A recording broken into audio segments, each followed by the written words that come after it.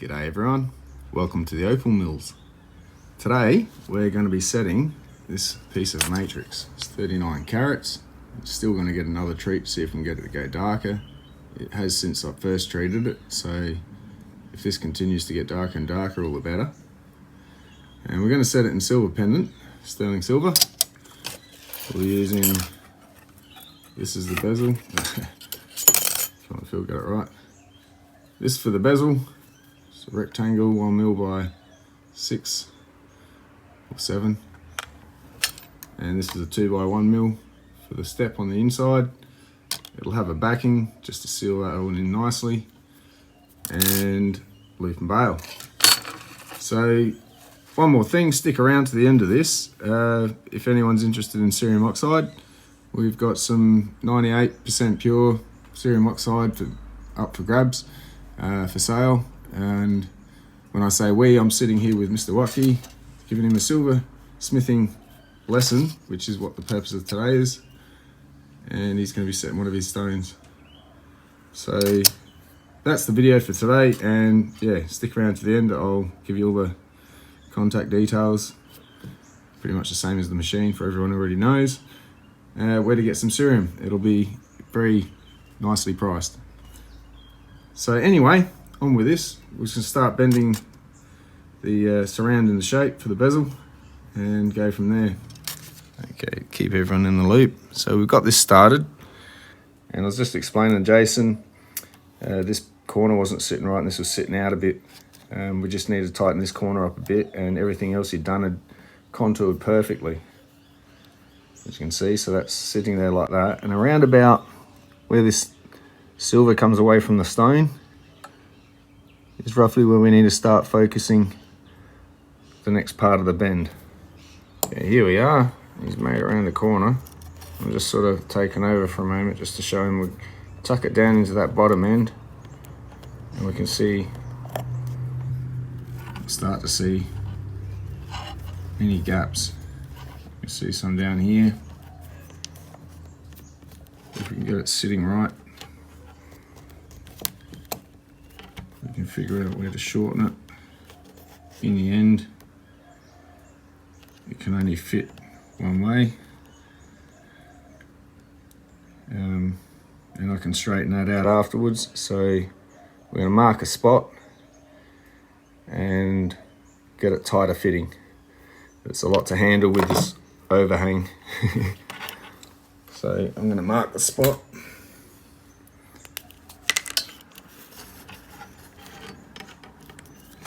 Or a spot.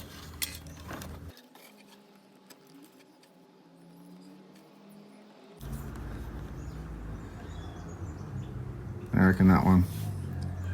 Down on that second line there.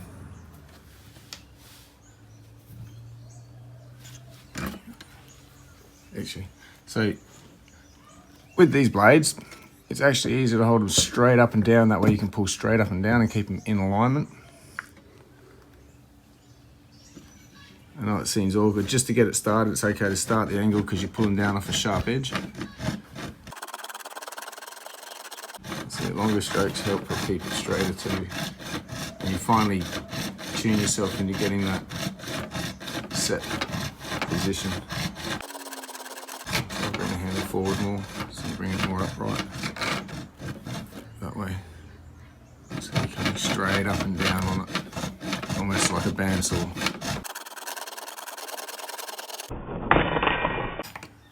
Beautiful. And there's our line. So we can neaten that up with a file. We haven't gone over, so we've got plenty of room left to file if needed, which we will. But that's pretty darn good. Okay, so there's Jason's join. He's measured it around the stone enough that we're comfortable that by the time it's put back in shape, it'll actually fit. It's one of those judgment call things at this point, with trying to get that back to meet up at the top whilst free-forming it with this thick bezel, which is going to get filed down to fold the bezel, but we need a nice thick one because we want a heavy setting. So a little bit more tweaking to go, and Just notice that that's still open this side. We'll have to close that up. Solder it, then reshaper it, and we can always sand the inside if it's too tight, but it shouldn't be.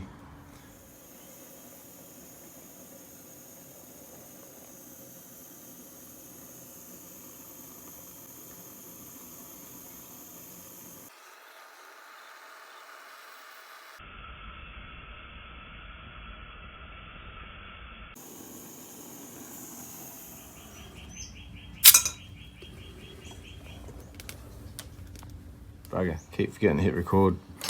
Sorry, so we're up to here, starting to reshape it. The stone fits in quite nicely. It's a little bit slightly out of shape, but we can get it to the point. If we push down on it like this, it sits beautifully. And the gap we can see up the top is not going to remain because we've got the step on the inside yet to go. So at the moment, what we're going to do is start filing the inside just to make sure the stone slides in and out quite nicely. It's a little bit tight, but that's to be understood. And it could be to do with the solder, it could be many reasons, and slightly out of shape because it was reshaped. Anyway, on with some filing. Alright, nice work. This sort of slides in, not perfectly. Still probably a little bit of the filing we can do with it afterwards. But we need to get the inside ring set on the inside. So as you can see, it sits up a bit, or in a bit at the back, and that's just to get it to the right height at the front. So we don't want too much overhang with bezel, it just gets a mess. So we got just enough there to fold over afterwards. So that's roughly the height we've got to get it. Make the insert ring and then set it to that height and then solder it.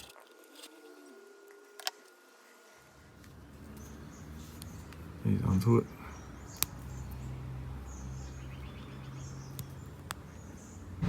Right, you're doing well. Alright, so I'll just zoom in. What we've done here, got the back sitting nice and flush on the inside. As you can see, it's jutting out the back a touch. Pretty evenly all the way around. We're looking on the inside edge here, and that's the main thing. Can I see enough inside to fold over the stone? The answer is yes. I think this side needs to go down a touch. There's a fair bit, so yeah, maybe down a bit here. Slowly press it.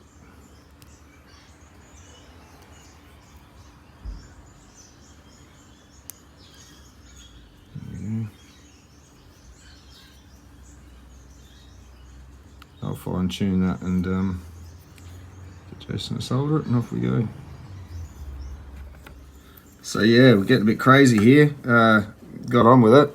So that inside got soldered in, and as luck would have it, we don't need to put it back on it to hide that join, because that join is virtually going to be absolutely not seen anyway. That's just like A1 work there. Joins up this end. Stone goes up this way, slot straight in, seats perfectly around the back. Look at that. Well cut, well made setting, and they go together really well.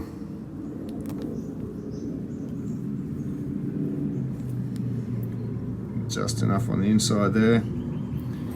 It's going to catch the edge of the stone, shrink the hole. Won't come back out once set. So we're just going to file this edge down here, loop in a bail. Outstanding. Alright, so I thought I'd wait for you guys. Take the lid off this.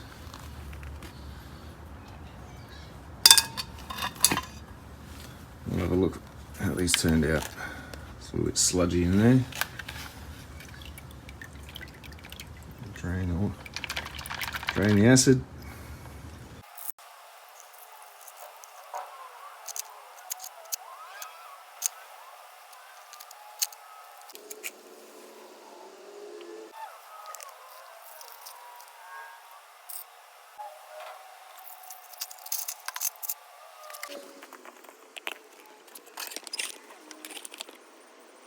Alright, so now we can have a bit closer look at this stuff. Zoom in a bit.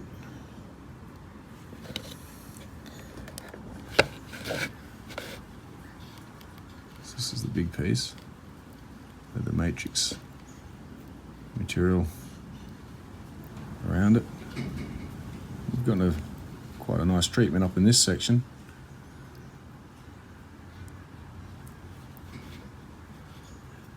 Very nice. Now we're just going to find out how much of it's in there between this side to there.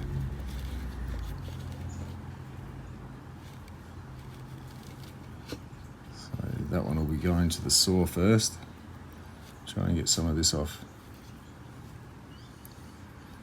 Or I may actually rub this side here back a little bit first, actually. Just to see how much I can actually maybe even run a blade straight across the top of here, in line with here, and just take that all off in one hit. I just don't want to do it and find out that went up in here thicker. So there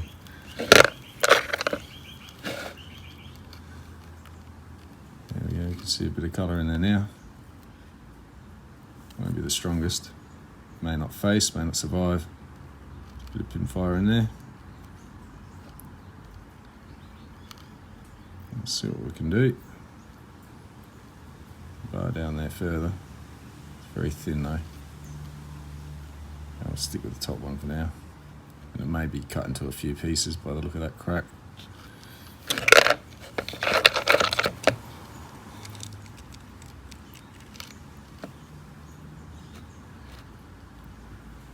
Not much can be done with that. Just give it a rough cut. Down the bottom half. All that top's dead.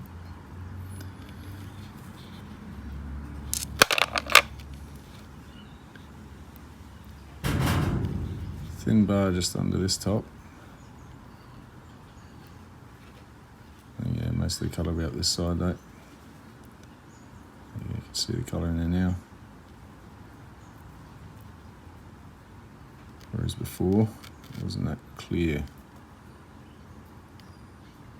Look at if I could bring it right down onto that red bar. Let's see what happens.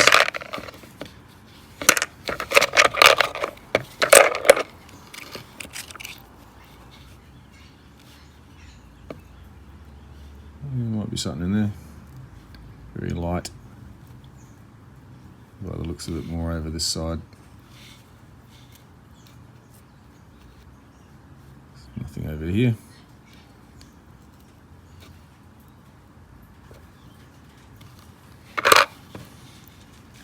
Yep, rain starting. May get loud. Oh, yeah, that's that one with that red bar that runs through it. Try and take this cap off. Maybe a double-sider.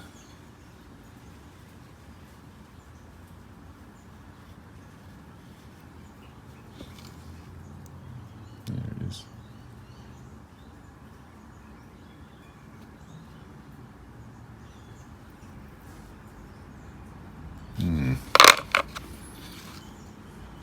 This one, nice pinfire, kind of pretty dark. Might get a couple of stones out of that. One down the bottom here, one up the top, because I like this colour in the middle.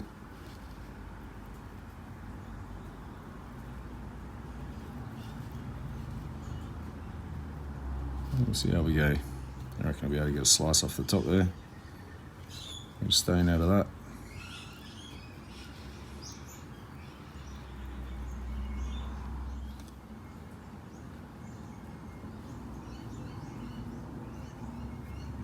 So I may even put that through yet again for another treat, in the next treat that goes through.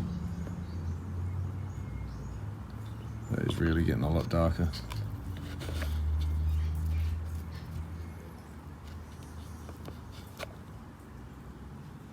Alright, so before I finish this video and we find out I probably didn't record it all, better mention this from the beginning of the video. So here we have some Serum Oxide that'll start being available through wuttke@gmail.com, same place for the wheels. So this is the 98.9% pure Serum Oxide, which is not pink because it's had the ferrous removed from it. It's even purer than that. it doesn't have diamond or tin or any other mixes in it. If you want to make your own mix-up, this would be the stuff you want to start with. Pure cerium. Glass industry uses it for a reason. That's all I can say, and this is what I'll be using from now on. I'll just replace my pink stuff, not that there's anything wrong with that. So we have 1 kilo, 500 and 250 gram bags, and that'll be, I think the price is around 60 for the, it's 60 for the kilo, 35 for half a kilo, and 20 for the 250 gram bags. So if anyone's looking for cerium, affordable, almost a lifetime supply at a kilo, depending on how much you intend cutting. It's only for opal, this polishing powder. You wouldn't use it on any other stones unless they're silicate. It's the cerium interaction with the silica that makes cerium the ideal go-to for silicate material, opal, glass. So, that said, on with the video. Okay, my apologies, skipped a few stages. So this was shot over a week or so, and this stone has had about 3 or 4 treats in that time, just to get it darker and darker, and I think we managed to. It's absolutely beautiful now. Colour is just popping. And getting it set and teaching silversmithing and forgetting to hit play. My apologies, but here we go. Finished result. A well flattened back with well-made setting. The inside edge there. It sits beautifully up against it. It's like a second face, just not as much going on due to the flat surface, whereas the contour surface gives you that roll and play of colour a lot more. So this is a reasonable dome, say about a medium, I'd say. Could be a bit higher for a high dome, but there we go. And I think if you wanted to move this, $30 a carat would see it done. Independent, that'd be about 1,500, I'd say, Australian, just for those interested in something like this and what it might be worth. So it's 39 carat, which works out about 1,170 or something like that for the stone, and then the pendant work and a bit of profit on top. So I might even put that up on my site if you want. We'll see what happens. So there'll be some low light of this at the end, and it's, yeah, a lot of play of colour in that. The stone is actually darker in person. The camera for some reason lightens it up again. But anyway, there we go. Awesome job. I'll see you in the next video. Cheers.